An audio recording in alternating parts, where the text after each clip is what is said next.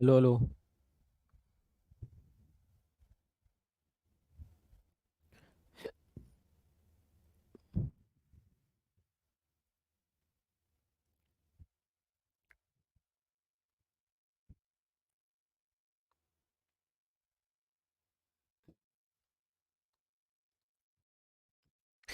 So very good evening everyone, welcome to Unacademy, welcome to Creatrix. अगर आप सभी लोगों को मेरी वॉइस क्लियर है तो एक बार जल्दी से कमेंट सेक्शन में कंफर्म करो। सेशन स्टार्ट करते हैं।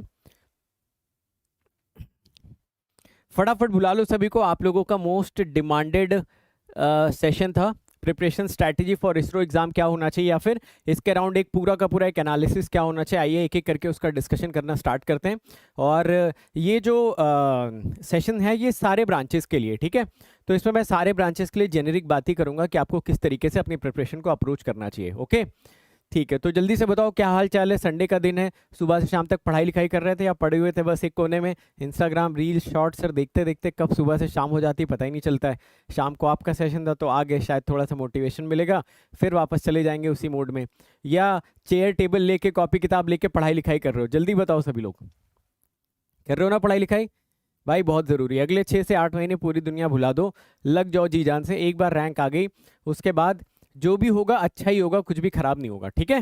ओके, चलो तो जल्दी से सभी लोग ये लिखो चैट बॉक्स में कि हम लोग सर रेडी हैं, सेशन को स्टार्ट करिए। आइए सेशन को स्टार्ट करते हैं।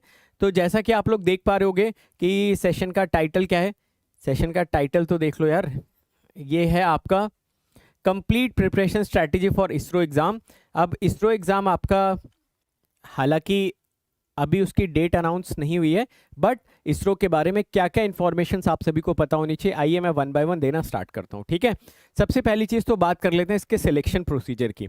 मेरे ख्याल से आप सभी लोगों को ये जानना बहुत ज़रूरी है कि इसरो का जो एग्ज़ाम होता है ना, वो एक रिटन एग्ज़ाम होता है। रिटन एग्ज़ाम जब आप क्लियर करेंगे, ठीक है, उसके बाद फिर आपका इंटरव्यू होगा। पहले क्या होते थे इसरो के एग्जाम्स में कि जो रिटन एग्जाम्स आपके हुआ करते थे वो क्वालिफाइंग नेचर के हुआ करते थे। ध्यान सुनिएगा मेरी इस बात को, इस बार ये थोड़ा सा गेम चेंजिंग बात है। पहले क्या होता था, इसरो के जो रिटन एग्जाम्स होते थे वो क्वालिफाइंग मार्क्स होते थे। जैसे मान लो कि अगर इसरो के एग्जाम में 130 नंबर कट ऑफ गया, ठीक है, तो किसी के 131 नंबर है और किसी के 180 नंबर है। दोनों इंटरव्यू में जाने के बाद सेम लेवल पे खड़े होते थे। हो सकता था कि जो 131 नंबर लेके आया, जिसने जस्ट कट ऑफ क्लियर हो, वो इंटरव्यू में अच्छा करके सेलेक्ट हो जाए, और जो 180 नंबर रिटर्न में लेके आया उसका इंटरव्यू खराब हो और वो सेलेक्ट नहीं हो जाए। तो पहले ऐसा होता था कि जो रिटन एग्जाम होता था वो आपका क्वालिफाइंग नेचर का हुआ करता था। बट इस बार चीज़ें थोड़ी सी डिफरेंट है, पैटर्न थोड़ा सा चेंज हुआ है, तो ध्यानपूर्वक सारी बातों को आप लोग सुनिएगा, ठीक है ना। चलो तो इस बार आपका रिटन एग्जाम होगा, रिटन एग्जाम के बाद फिर आपका इंटरव्यू होगा। रिटन एग्जाम और इंटरव्यू एग्जाम का क्या क्या वेटेज है, किस हिसाब से वो आपको सेलेक्ट करेगा, इसके बारे में भी हम लोग चर्चा करना शुरू करते हैं, ठीक है। आइए देखते हैं। सबसे पहली चीज, इस बार एग्जाम का पैटर्न चेंज हुआ है। पहले जब हम लोग इसरो का एग्जाम दिया करते थे, उस टाइम पे इसरो में ना सिर्फ 80 क्वेश्चन आया करते थे, 80 क्वेश्चन आते थे। सारे टेक्निकल क्वेश्चंस आते थे, चाहे आपके ब्रांच ईसी हो, इलेक्ट्रिकल हो, मैकेनिकल हो, सिविल हो, 80 क्वेश्चंस आते थे। हर क्वेश्चन 3 नंबर का होता था, मतलब कि टोटल पेपर का जो वेटेज बनता था वो 240 नंबर का वेटेज बनता था, ठीक है।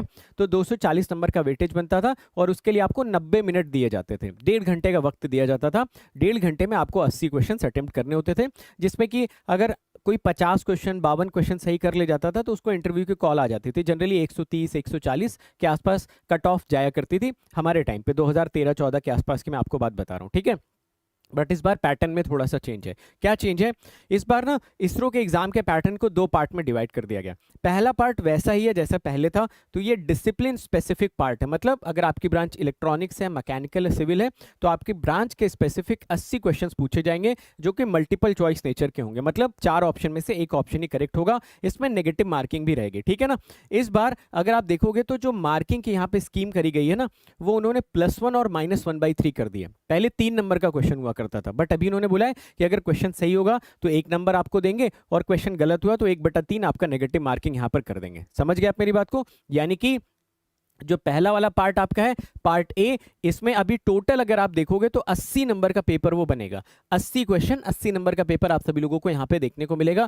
क्वेश्चन सही 1 नंबर, क्वेश्चन गलत 1/3 नंबर आपका यहाँ पे डिडक्ट हो जाएगा। समझे मेरी बात को? चलो फिर अब इन्होंने इसमें पार्ट बी ऐड किया है। देखो मैं बोलता हूँ ना, दुनिया का कोई भी एग्जाम आप उठा के देख लो, शायद ही कोई ऐसा एग्जाम होगा जहां पर एप्टीट्यूड नहीं पूछा जाता। तो इस बार इसरो ने इसमें एप्टीट्यूड भी ऐड कर दिया। पार्ट बी में वो बोल रहा है कि एप्टीट्यूड और एबिलिटी टेस्ट आपका ये करेगा, जिसमें देखो इसमें ना इसने बड़ी अच्छी चीज लिखी हुई है। इसमें लिखा हुआ consist of maximum 15 multiple choice questions, है ना। मैक्सिमम 15 मल्टीपल चॉइस क्वेश्चन, यानी 10 भी हो सकते हैं, 11 भी हो सकते हैं, 15 से ज्यादा नहीं होंगे। और टोटल सबका वेटेज मिला के 20 नंबर का होगा, ठीक है, 20 मार्क्स का होगा। नेगेटिव मार्किंग कोई भी नहीं रहेगी। तो आप में से जल्दी से सभी लोग एक बार चैट बॉक्स में कमेंट करके बताओ कि इस बार जो इसरो का पेपर बनेगा उसमें टोटल कितने नंबर का पेपर बनेगा। जल्दी से बताओ तो मैं समझ पाऊं कि आप लोग कितना समझ पा रहे हो, ठीक है। चलो मैथ्स का एक सिंपल सा क्वेश्चन हो गया कि इस बार जो इसरो का पेपर आप लोग देने जाओगे उसमें जो आपका मैक्सिमम स्कोर होगा वो कितना होगा, कितने स्कोर के लिए आप लोग फाइट करोगे। बहुत ही बढ़िया, साहिल सिंह ने बोला कि सर 100 नंबर का टोटल पेपर बनेगा। पक्की बात है, बिल्कुल सही बात। 80 नंबर यहाँ पे हो गए, 20 नंबर यहाँ पर हो गए, टोटल आपके 100 नंबर हो गए। अच्छी बात यह है कि जनरल एप्टीट्यूड में कोई नेगेटिव मार्किंग नहीं है, तो जनरल एप्टीट्यूड का ना कोई क्वेश्चन छोड़ना मत, समझ गए। चाहे तुक्का ही मार देना, अगर मान लो 10 क्वेश्चन आ रहे हैं नहीं समझ में आ रहे, तुक्का मार देना, सब में सी ऑप्शन भर देना, बट छोड़ना नहीं है, क्योंकि यहाँ पे कोई नेगेटिव मार्किंग नहीं है। तो ये एडवांटेज हो सकता है आप सभी लोगों के लिए, इसमें छोड़ने का कोई लॉजिक नहीं है। अब जरा देखिए, टोटल एग्जाम की ड्यूरेशन बढ़ा के उन्होंने 120 मिनट कर दी। पहले ये सिर्फ और सिर्फ कितने हुआ करते थे, पहले ये सिर्फ और सिर्फ आपके 90 मिनट्स हुआ करते थे, बट इस बार 2 घंटे का पेपर है जिसमें 80 क्वेश्चन तो फिक्स है।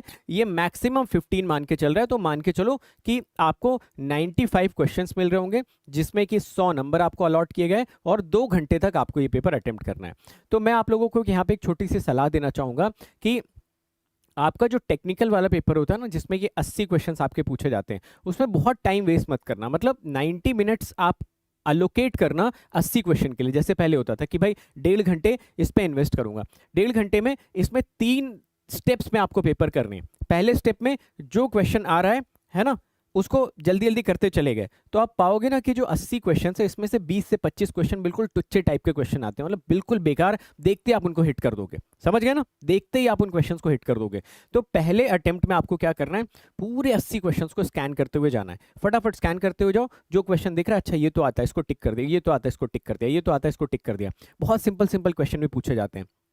ऐसे क्वेश्चन आप लोगों से पूछेगा कि भाई एक रैंडम वेरिएबल x, उसका मीन 5 है, तो x + 5 का मीन कितना हो जाएगा, समझे, 10। ऐसे टाइप के क्वेश्चंस भी पूछे जाते हैं, इतने आसान आसान क्वेश्चन भी पूछे जाते हैं। ni दे देगा, pi दे देगा, और आपसे n² की वैल्यू पूछ लेगा, मास एक्शन लॉ पे बेस्ड क्वेश्चन पूछ लेगा। तो some questions are very very very simple, 25 questions के आसपास।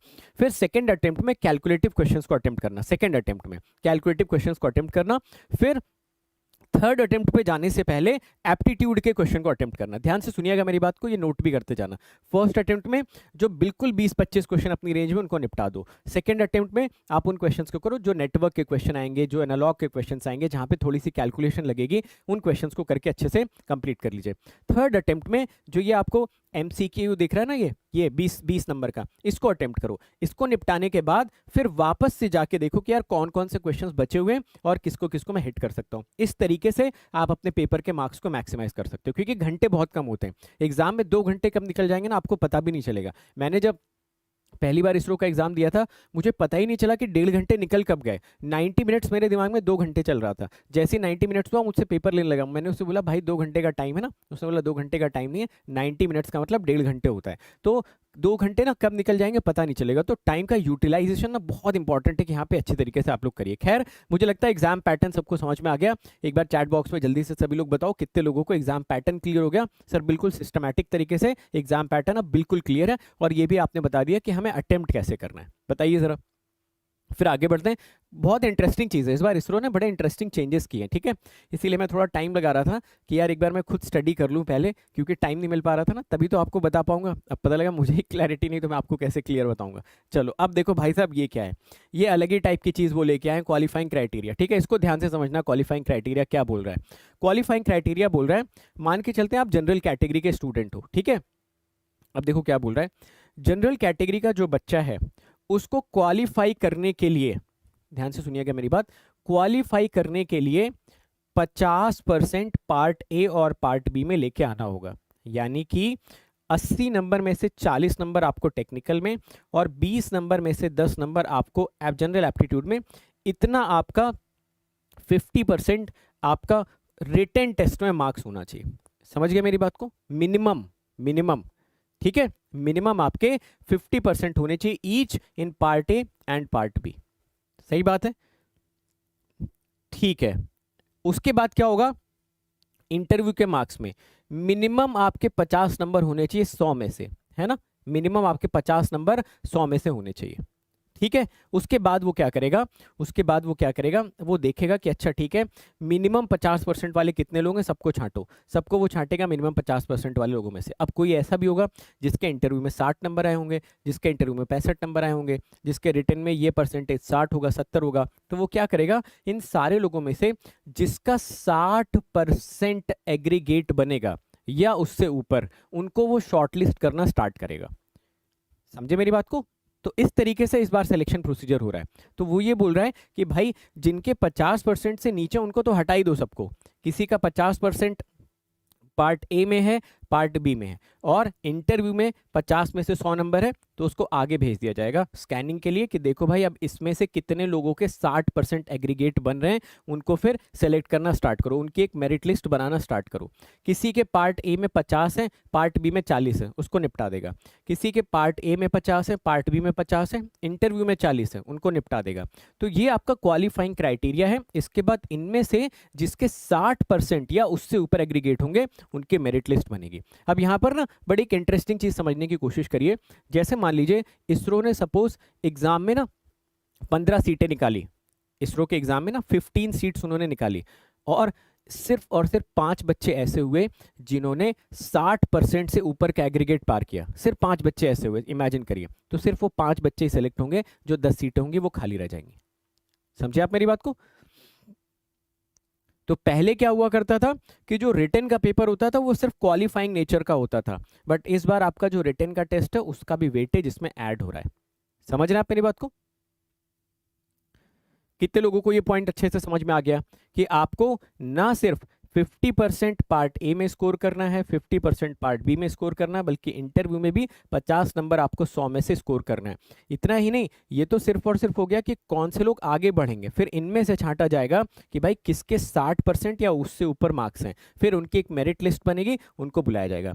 सपोज इमेजिन करो कि पेपर इतना डिफिकल्ट आ गया कि पूरे इंडिया में सिर्फ और सिर्फ 5 ही बच्चे ऐसे बचे जिन्होंने 60% के ऊपर का एग्रीगेट पार किया, और सपोज करिए सीट्स हमारी सिर्फ 15 थी वहां पे, तो सिर्फ उन 5 बच्चों को ही फाइनल ऑफर दिया जाएगा। समझे आप मेरी बात को? तो ये है, तो थोड़ा तगड़ा इस बार इन्होंने बनाया है, मतलब काफी सारे सब में आपको करना पड़ेगा। बाकी जो लोग ओबीसी एससी कैटेगरी से हैं, फिजिकली डिसेबल्ड कैटेगरी से जो लोग आते हैं, पीडब्ल्यूबीडी वाले हो गए, उनके लिए 40% है। पार्ट ए में 40% करो, पार्ट बी में 40% करो, फिर आगे आपको भेजा जाएगा। ठीक है कि चलो भाई अब इंटरव्यू तक पहुंचो।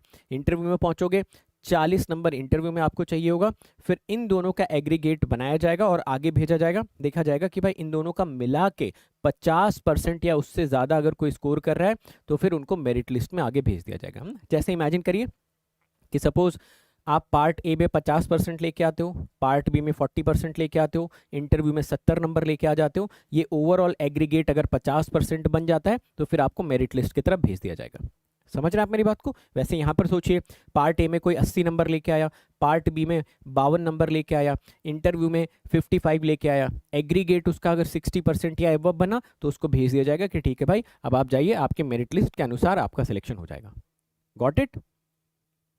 तो एग्रीगेट का मतलब हो गया कि इसका और इसका मिला के 60% या फिर उससे एबव एग्रीगेट आपका बनना चाहिए, इसका और इसका मिला के 50% या एबव एग्रीगेट बनना चाहिए। तो जनरल के लिए 60% आपको चाहिए फाइनल मेरिट लिस्ट में क्वालिफाई करने के लिए। अब वो डिपेंड करेगा, हो सकता है कि बहुत सारे लोग इसमें ऐसे हों जो 80% लेके आए, 70% लेके आए, फिर वो मेरिट लिस्ट बनेगी, उसके बेसिस पे आपका रिजल्ट डिसाइड किया जाएगा। यानी कि इस बार पार्ट ए में भी अच्छा करना इंपॉर्टेंट है, पार्ट बी में भी अच्छा करना इंपॉर्टेंट है, और उसके बाद इंटरव्यू में भी अच्छा करना इंपॉर्टेंट है। तो इस बार ना क्वेश्चन में एक्यूरेसी बहुत इंपॉर्टेंट आपकी रहेगी।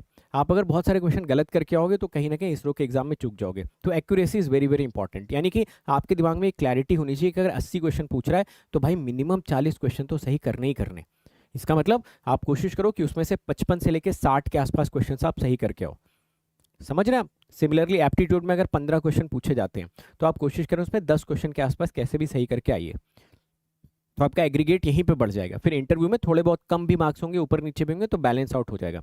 तो इस बार रिटन एग्जाम आपको एक अच्छी अपॉर्चुनिटी दे रहा है कि आप इंटरव्यू में अपने मार्क्स को बैलेंस कर पाते थे। पहले बोला जाता था कि इसरो का एग्जाम या डीआरडीओ के एग्जाम का मतलब क्या हो गया, इंटरव्यू बेस्ड एग्जाम है भाई, हमने रिटर्न निकाला, अब इंटरव्यू तो पता नहीं, भगवान भरोसे। बट इस बार आपको मौका दिया जा रहा है कि जो लोग अच्छे स्टूडेंट हैं वो रिटर्न में फोर्ट डालो, ताकि यहाँ से ये जो इंटरव्यू वाली मार्क्स है बैलेंस हो जाए। मिनिमम 50 तो लाना ही पड़ेगा, बट हो सकता है 55 हम लेके आए, यहाँ पे ज़्यादा स्कोर कर रखा है, एग्रीगेट ज़्यादा बन जाए तो सिलेक्शन की पॉसिबिलिटी बढ़ जाएगी। ठीक है, अभी भी बताओ किसी को किसी तरह का कोई डाउट कि इस बार किस तरीके का क्वालिफाइंग क्राइटेरिया रखा गया? क्लियर है सभी को? मेरे ख्याल से तो क्लियर होना चाहिए।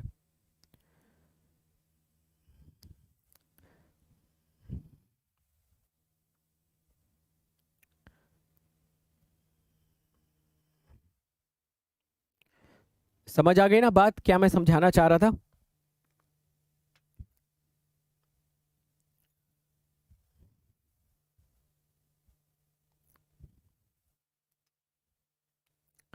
ठीक है, चलो बाकी एक बार पोस्ट देख लेते हैं। पोस्ट कौन कौन सी यहाँ पर आपको मिलेगी इस पे देखो। अगर आप देखोगे BE001 तो इलेक्ट्रॉनिक्स वालों के लिए, ये आपको दिख नहीं रहा होगा, मैं यहाँ पर लिख देता हूँ। इलेक्ट्रॉनिक्स वालों के लिए भाई साहब ठीक ठाक वैकेंसीज आई है यार। ठीक है, ये इलेक्ट्रॉनिक्स वालों की वैकेंसी है, तो इलेक्ट्रॉनिक्स वालों के लिए 90 वैकेंसीज के आसपास यहाँ पर मिल रही है। ठीक है, बाकी ये मैकेनिकल की भी यार बहुत अच्छी खासी वैकेंसीज यहाँ पर देखने को मिल रही है। 163 वैकेंसीज मैकेनिकल वालों को देखने को मिल रही, और कंप्यूटर साइंस के लिए भी 47 वैकेंसीज आपको देखने को मिल रही है, ये कंप्यूटर साइंस वालों के लिए। ठीक है, इलेक्ट्रिकल के लिए कोई वैकेंसी नहीं है, तो सिर्फ इलेक्ट्रॉनिक्स वाले बच्चों के लिए 90 सीट्स बहुत होती है भाई। एग्जाम की यार अभी कोई फाइनल डेट नहीं आई है, बट हाँ फॉर्म आप सभी लोग भर देना। नोटिफिकेशन आया, नोटिफिकेशन आने के 21 डेज तक लास्ट डेट होती है, एग्जाम की डेट अभी तक अनाउंस नहीं हुई है। ठीक है, तो 90 सीटें आपको यहाँ पे देखने को मिल रही है। ठीक है, 90 सीट्स यहाँ पर, 163 सीट, 47 सीट्स इलेक्ट्रॉनिक्स वालों के लिए अच्छी अपॉर्चुनिटी। 90 सीट्स बहुत होती है यार, बहुत होती 90 सीट्स, मतलब अच्छी खासी फाइट हो जाएगी 90 सीट्स में। 90 लोगों की नौकरी लगनी तो तय है इसरो में, समझ गए? चलिए अब बात करते हैं सिलेबस वगैरह की। तो सिलेबस वगैरह में चलो इसको मैं, सिलेबस वाला यार ये प्रिंट क्यों नहीं हुआ?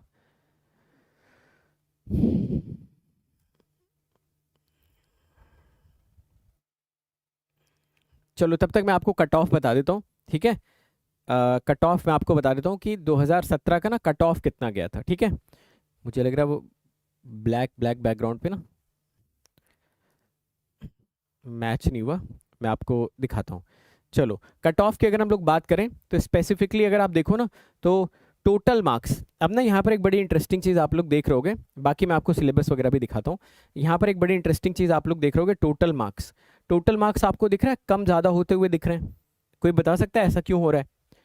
ये पहले की बात है, जब 80 क्वेश्चंस आया करते थे ना, जब 80 क्वेश्चंस आते थे और एक क्वेश्चन 3 नंबर का होता था, तो टोटल 240 मार्क्स का यहाँ पर आपका पेपर बनता था। तो कोई बता सकता है ये टोटल मार्क्स जो है कम ज़्यादा क्यों हो रहे हैं? एनीवन?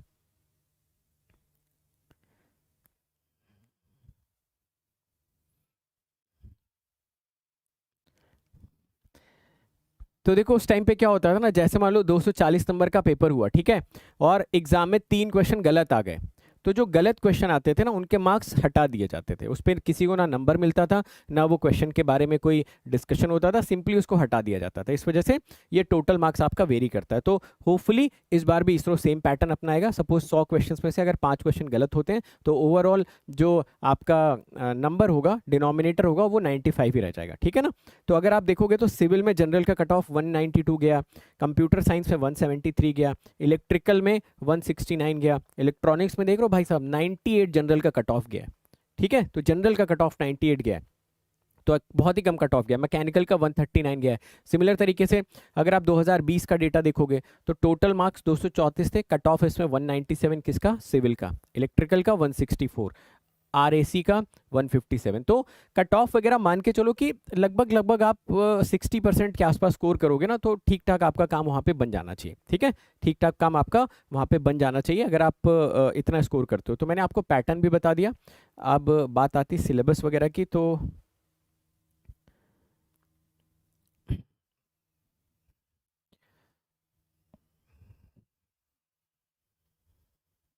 इसमें रिवीजन ऑफ सब्जेक्ट्स में आपको क्या क्या करना चाहिए, एक सेकेंड,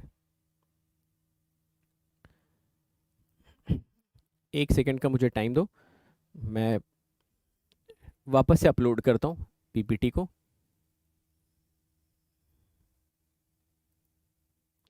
वापस से अपलोड करता हूँ पीपीटी को।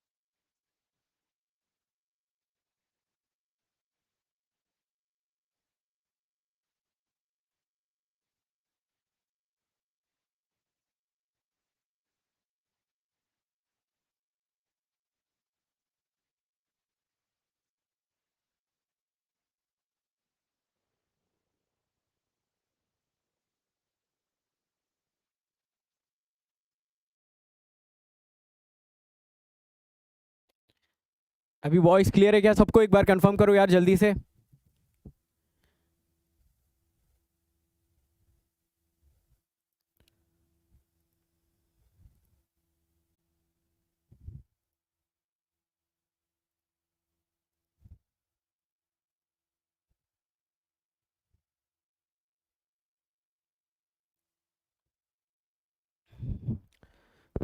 अभी सबको वॉइस क्लियर है?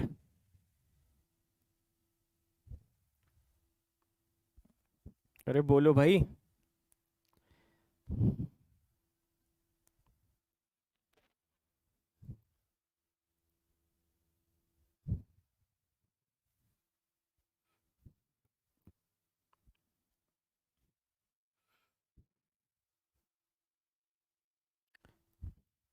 ठीक है, क्लियर है।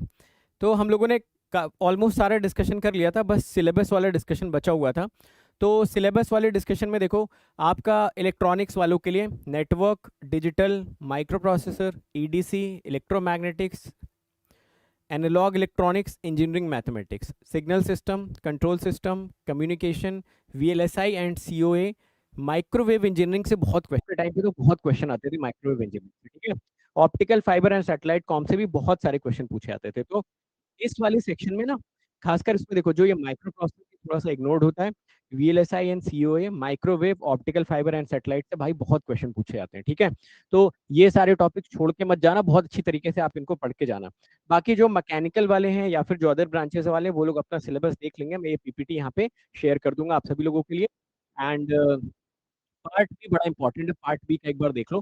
पार्ट बी में न्यूमेरिकल रीजनिंग हो गया, लॉजिकल रीजनिंग हो गया, डायग्रामेटिक रीजनिंग हो गया, एब्स्ट्रैक्ट रीजनिंग हो गया, और डिडक्टिव रीजनिंग हो गया। तो ये 5 टाइप के आपके रीजनिंग बेस्ड क्वेश्चन यहाँ पर पूछे जाएंगे। ये सिलेबस में प्रॉपरली मेंशनड है। तो मेरे ख्याल से ये थोड़ा सा गेम चेंजिंग इस बार होने वाला है, क्योंकि इसमें भी मिनिमम 50% आप सभी लोगों को स्कोर करना रहेगा, ठीक है ना। तो ये भी आप अच्छी तरीके से देख के जाइएगा। बाकी रिवीजन, अब आपको तैयारी कैसे करनी है इसरो की? इसरो की कोई अलग से तैयारी नहीं होती है। आपने तैयारी कर रखी है, सारे सब्जेक्ट, सारे क्लास नोट्स को बहुत अच्छी तरीके से रिवाइज करो। गेट के अपने सारे ब्रांचेस के पीवाईक्यूज लगाओ। मार्केट में इसरो और डीआरडीओ के पीवाईक्यूज मिल जाते हैं, ठीक है। तो इसरो और डीआरडीओ के आप क्या करिए, पीवाईक्यूज मंगवा लीजिए ऑनलाइन अमेजोन से ऑर्डर करके, और उसके सारे पीवाईक्यूज लगवा लीजिए। इस चैनल पे भी बहुत सारे टीचर्स हैं जो आपको इसरो के प्रीवियस ईयर के क्वेश्चन प्रैक्टिस करवा रहे हैं, तो आप वहां से भी कर सकते हो। बट इट इज बेटर कि आप वो बुक मंगवा के सारे क्वेश्चन प्रैक्टिस कर लो, इसके लिए अलग से कुछ पढ़ने की नीड नहीं। हाँ, माइक्रोवेव हो गया, सैटेलाइट हो गया, वीएलएसआई हो गया, सीओए हो गया, ये आपको थोड़ा अलग से प्रिपेयर करना पड़ेगा। अब इसके लिए आपको यूट्यूब पे भी बहुत सारा मटेरियल मिल जाएगा, अदरवाइज आप अपने कॉलेज में जो बुक्स होती हैं उससे भी पढ़ सकते हो, ठीक है। और इनके क्वेश्चंस आप से प्रैक्टिस कर सकते हो। इनके क्वेश्चंस प्रैक्टिस करने के लिए आप इंजीनियरिंग सर्विसेज के प्रीवियस क्वेश्चंस, उसमें सीओए भी मिल जाएगा, वीएलएसआई भी मिल जाएगा, माइक्रोवेव, सैटेलाइट, उनके क्वेश्चंस आप वहां से प्रैक्टिस करिए। And previous year question ISRO के लगाओगे, वहाँ पे भी बहुत सारे क्वेश्चन आपको मिल जाएंगे, ठीक है। पैराबोलिक रिफ्लेक्टर वगैरह पे बहुत सारे क्वेश्चन पूछे जाते हैं। तो मेन यहाँ पर क्या है कि आप सारे सब्जेक्ट को रिवाइज करके उनकी थ्योरी और कंसेप्ट को अच्छे से प्रैक्टिस करें। और एक फॉर्मूले के ना एक बुक बना लो, या फॉर्मूला आपके पास एक बुक होनी चाहिए, नोट्स होनी चाहिए, जिससे कि एग्जाम से पहले आप क्विकली सारे के सारे फॉर्मूलेस को रिवाइज कर पाए। वो बड़ा इंपॉर्टेंट होता है, क्योंकि आपको ना वहाँ पे formula within no time apply करेगा। मैंने बताया ना, टाइम आपके पास बहुत कम वहाँ पर अवेलेबल रहता है। तो इन सारी बातों का ध्यान रखिएगा। प्रॉब्लम सॉल्विंग के लिए practice last year PYQ questions of different examination, ISRO का मिल जाएगा, डीआरडीओ का मिल जाएगा, गेट का, और ईएससी से स्पेसिफिक टॉपिक के क्वेश्चंस प्रैक्टिस करने। To practice new questions, ISRO की टेस्ट सीरीज भी अनअकैडमी अभी आपको दे रही है 299 में, आप टेस्ट सीरीज भी बाई करके नए क्वेश्चंस वहां से प्रैक्टिस कर सकते हो, ठीक है। बाकी ये कट ऑफ का मैंने आप लोगों को आइडिया दे ही दिया, बस इतना ही है इसरो के बारे में। आई होप मैंने आपको कंप्लीट प्रिपरेशन स्ट्रैटेजी के बारे में समझा दिया अच्छी तरीके से। बाकी अभी अन अकेडमी पे 99 रुपीज में आप सभी लोगों के लिए वर्कशॉप हो रहा है। इसमें देखो, आपको बहुत सारी वैल्यू एडिशन मिलेगी, जैसे कि इसमें आपको इंटरव्यू गाइडेंस किट मिल जाएगी, यहाँ पर आप मुझसे बात कर सकते हो, साथ के साथ लास्ट 10 ईयर आपको पीवाईक्यूज विद सॉल्यूशन भी दे दिए जाएंगे। बाकी अन अकेडमी प्लस पे आप हैंड कर सकते हो, क्लास में हैंडआउट्स मिलते हैं, इन क्लास गोल्स मिल जाते हैं, डेली प्रैक्टिस प्रॉब्लम होती है, एजुकेटर की कम्युनिटी आपको मिल जाती है, यहाँ पर लाइव पढ़ सकते हो अपने कंफर्ट जोन में, स्टडी मटेरियल मिलता है आपको, अनलिमिटेड एक्सेस मिलते हैं कोर्सेज के, और इंडिया के टॉप एजुकेटर एक सिंगल जगह पे मिल जाते हैं। जो आप नॉर्मल प्लस सब्सक्रिप्शन लेते हो ना, तो उसमें आपको top educator, digital notes, test series तो मिलती है, बट आइकॉनिक में आपको customize doubt solving, printed notes, 1-to-1 live mentorship, strategy and study planning, और इंटरेक्टिव ओपन हाउस सेशन आपको मिलता है। बट ये सिर्फ और सिर्फ आपको आइकॉनिक है, ये बात आप सभी लोगों को ध्यान रखनी है, ठीक है। बाकी मैंने ये बताया ना इसमें क्या क्या मिलेगा आपको, जो वर्कशॉप होने वाली 25th को होने वाली, ठीक है। Topic wise 10 year PYQ to crack, voice interaction आप कर सकते हो मेरे साथ, और certification for attending the workshop ले सकते हो। नए बैचेस से स्टार्ट हो चुके हैं, जिसमें कि आपका ना सिग्नल सिस्टम, इसमें कि आपका signal system and network start हो चुका है, ठीक है। सिग्नल सिस्टम भी स्टार्ट हो चुका है और इसमें आपका नेटवर्क भी स्टार्ट हो चुका है। और बाकी ये इसरो की देखो 299 के टेस्ट सीरीज है, इसको भी आप चाहो तो ज्वाइन कर सकते हो। 299 के टेस्ट सीरीज, जिसकी भी ब्रांच है, ठीक है, branch wise. Okay, fine. And बाकी मैंने बताया ना, प्लस सब्सक्रिप्शन आप ले ही सकते हो। अभी प्लस सब्सक्रिप्शन पे कोई ऑफर नहीं चल रहा, कल तक आपका फ्लैट 25% का ऑफर चल रहा था। कोड आप सभी लोगों को पता है, विशाल गेट कोड लगा के आप प्लस पे एंट्री ले सकते हो, ठीक है। और आप इसको जीरो कॉस्ट EMI में भी कन्वर्ट करवा सकते हो। बाकी ऑफलाइन में आपके एडमिशन स्टार्ट हो चुके हैं, 9 मंथ्स के लिए आपको 72K पे करना पड़ेगा, और इसके बैचेस भी अभी कल से स्टार्ट होने वाले हैं, ठीक है। So thank you so much. I hope आपको इसरो से रिलेटेड सारी की सारी इंफॉर्मेशन मैंने दे दी। एक बार सेशन को वापस देखिएगा, और सीट्स बहुत ज़्यादा है, 90 सीट्स बहुत होते हैं आज की डेट में। अच्छी तरीके से प्रिपरेशन करिए और कोशिश करिए कि अच्छी रैंक आप लेके आइए, ठीक है। थैंक यू सो मच, मिलते हैं फिर ऐसे ही किसी और एक सेशन में।